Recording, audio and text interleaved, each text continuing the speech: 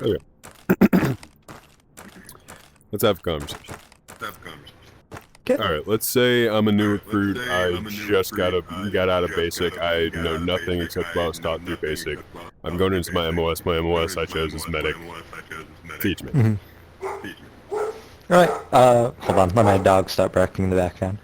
Alright, so I'd first start off with like a basic introduction of like what the medic does in MCTAVR, and I'd kind of go into like actual service. So medic in MCTAVR revives players, and making it so they can fight again, and also their job is to, I guess, lay some sort of like morale support. That's what I also do sometimes.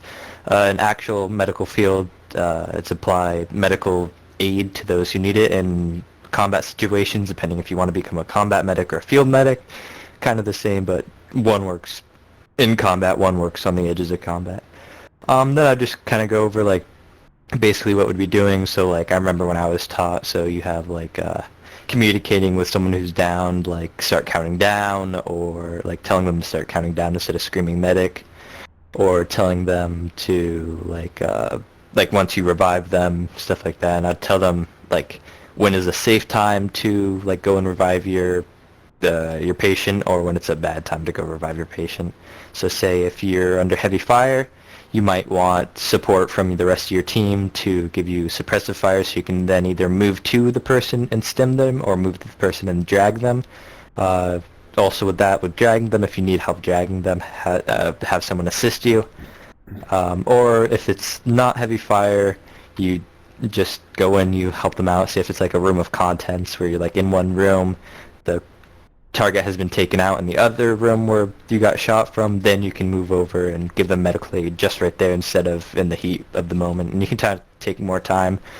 And yeah, I mean, just pretty much trying to like give them what I know from just playing the game for like actually teaching them. But I'd also like go in deeper, because in my 2 years of working in actual medical field, I'll try to help them with like doing stuff in the like in real life. So teaching them how to properly do stuff, like when like how to assess a patient and stuff like that. Kind of to like, because I know when I first started like role playing and stuff, that's what kind of helped me with wanting to become the medical field, is just hearing like how to actually take care of a patient, and it made me more intrigued to pursue to want to be a 68 whiskey and be an EMT and all that.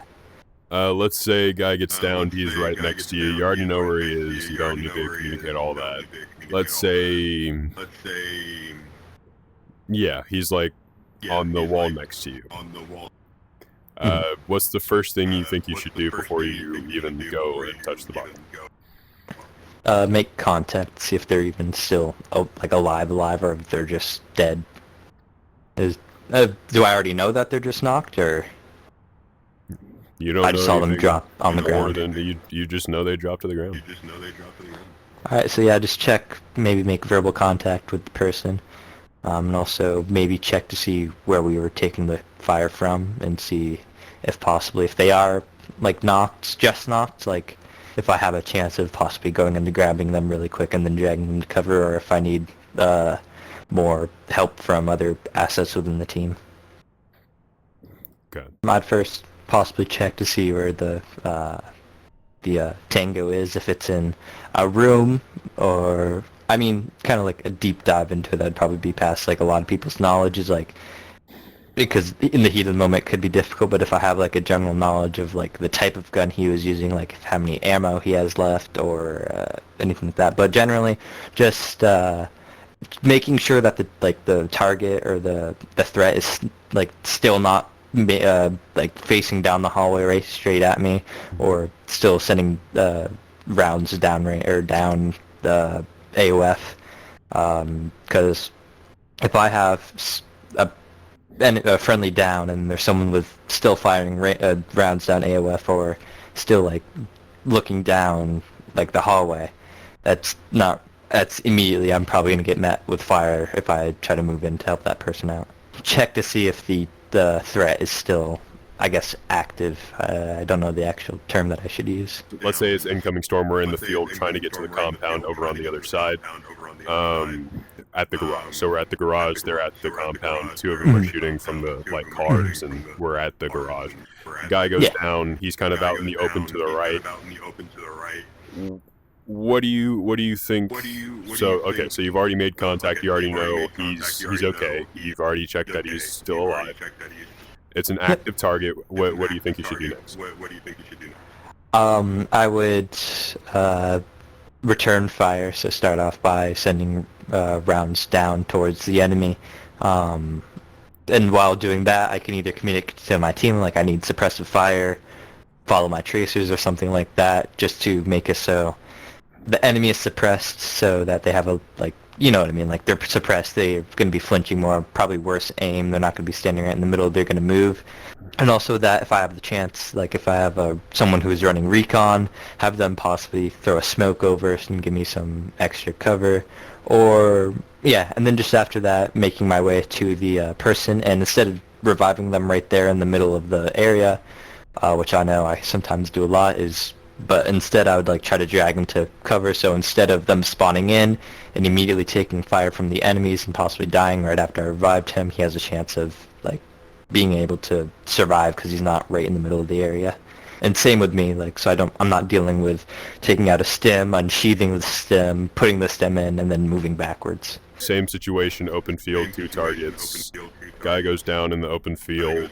The fighting goes on for a little longer than you'd like. All of a sudden, that guy is out there for a little bit too long, and he has only a few seconds left. You don't have time to drag him back into cover. What would your steps? What would you do?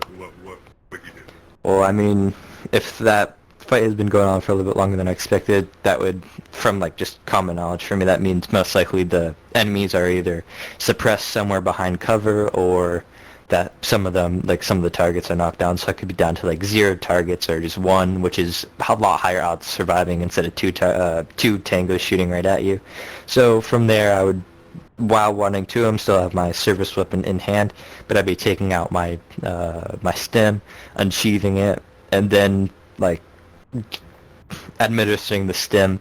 After I administer the stem, I'd let the person know, like, hey, instead of spawning in your, like, I'd be like, spawn your weapons, and I'd pretty much just say spawn your weapons in cover, so that they don't spawn their weapons in, and then that like safety no-hit thing doesn't turn off while we're taking heavy fire from somewhere, and they immediately die after that. So just telling them to get to cover before they like spawn in their weapons, anything like that. We're an active element. We're moving towards, let's say, hidden forest. We start taking shots from, let's say, the left, or actually, yeah, let's say the right, in the little area where the actual oil drums are, the petrol containers are. Yeah. And we're over to the left nearby, let's say, the back door with, you know, a warehouse, maybe a few little, you know, containers for cover, whatever. As soon as you start taking shots, what are the 3 things you think you should do in that situation? That's just like me, like what I should do in that. Or okay, yeah, I get what you mean now. So I'd first start by protecting myself, so returning fire and getting to cover. Because number 1 rule in first responding and anything medical is make sure yourself is safe. Because if you hurt, you can't help anyone else, and other assets to help save you are distracted from the other people that need help. So making sure I myself am in a safe climate. I mean, I should say safe climate because battlefield is not safe anywhere in the battlefield, but like making sure myself are out of immediate danger and I have either a little bit of cover or some cover to deal with. Then I would make sure, like, checking with my team, like, Madness, are you still up? Or Clinker, are you still up? So on and so forth. Making sure that everyone is still up. And if someone is downed, that's when I'd move on to my 3rd action, which is providing care, trying to provide care in that situation. We're separated into 2 elements. 2 teams, let's say it's Alpha Bravo, they split left, split right, or you go up, they go down, whatever the case may be. You're split up, you're in 2 different whole areas of the building. Let's say you're the only one with stems left, everyone has used theirs on themselves or on others or whatever the case may be. Someone goes down, let's say you're on Alpha, someone else is on Bravo, they go down, but they're on the opposite side of the building.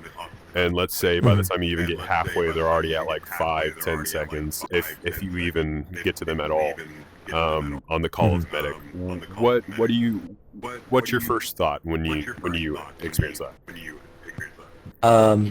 So I mean, because I like splitting teams, especially when I'm like leading a group of people back when I was still a lieutenant, was I would first like say if we're on incoming storm where we have some assets on alpha teams on like the main road when you first get out of spawn, Bravo teams on the other road that goes straight to the compound. Say if we're both some person goes down on that side, I know that if I'm like by the green trash bins, I have that little hallway right there, or that little like open area in the building that I can just go straight through, and I could pretty much be immediately to that person. But say if we're on Void and I'm upstairs on the bank and they're downstairs, like in the basement, I would think how much time I would have. So say it took the team like 5 minutes to get upstairs. That was taking heavy contact. Running back down and still possibly take contact could probably give me a minute.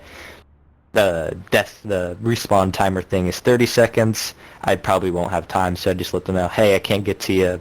Better luck next time, you know? It just depends on the situation of where we were and making sure I have enough time, because instead of being in like an area kind of far where I am hesitating that I should go and going and not making it and I end up getting hurt, that's a lot worse for the team than me saying, hey, sorry, I can't make it to you. Better luck next time, and then still being an asset to the team and a person to help out. In the process of prioritizing, what's your thought process when you prioritize between 2, maybe even 3 downs friendlies? So first thing that comes to mind when I'm thinking about prioritizing someone is severity. So in this case, in the game, it would be how long they've been down for. You have someone who's been down, just got down, someone who's been down, and they're counting down, they're at 15, and someone who's been down, they're at 5. Another thing for gauging who I should attend to first is who is in a safer climate, you know? Say if I wouldn't say a safer climate, but like in a better climate where I know I can get to them, I can give care, and I shouldn't have too much of a problem with taking enemy contact. And then another thing that comes in my head is, I mean, it's probably the last resort that I'll go to, but what are they?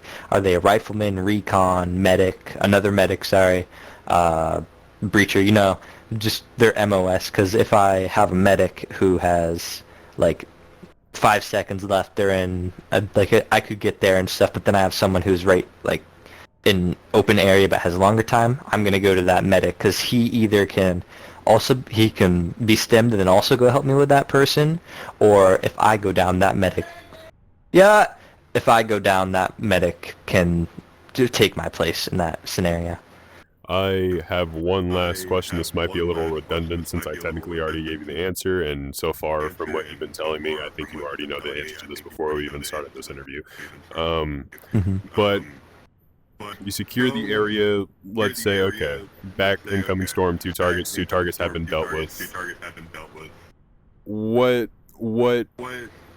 should happen next? Because in that scenario, everyone has their own job, so let's say Breacher needs to do something, now Breacher's in charge of the squadron because he needs the squadron to do certain things to get his job done, and so on and so forth.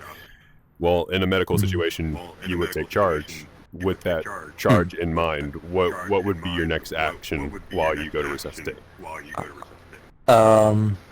Immediately setting up a strong perimeter where I know myself and the rest of the team is going to be safe, and that person that I'm trying to give care to is safe. So say if we're in an area exactly like this, I have like a camo tent, tables, 2 little things right there. I'd be like, hey, find a bit of cover, hold an area so I can go until I'm done dealing with this person. Or say if we're in like a small area, have someone be like, hey, watch that door. Everybody else take like a position or get ready for the next door, so on and so forth. Yes, and then also in like my mind of that, like that having command in that medical situation is, I'm pretty much in my mind and how it is everywhere. I'm IRL. I'm a civilian until someone needs medical attention, and here I'm just a basic rifleman who listens to whoever's in charge, the front man, until I'm needed in that situation. So same, like I think the same for like every MOS. So like a breacher, you're a rifleman until we need you to breach that door. Medic, you're a rifleman till we need you to, like, you know, give medical attention to someone. Because that's all why we all go through BCT, because we're all riflemen. Just we have different individual training assets that we have within our toolbox, I guess. With that being said, I'm noticing you probably need to go really soon, so I'm going to let you handle that. Yes.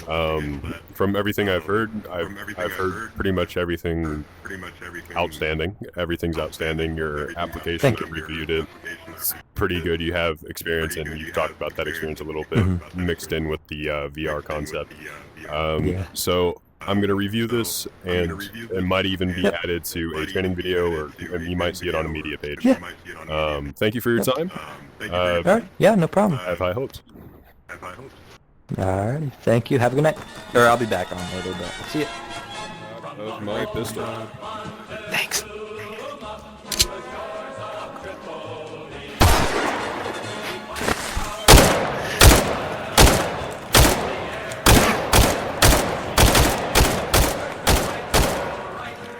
I need to be fighting these so many less rounds. Oh shit! My mag's empty. I got call. First team set. Second team's moving.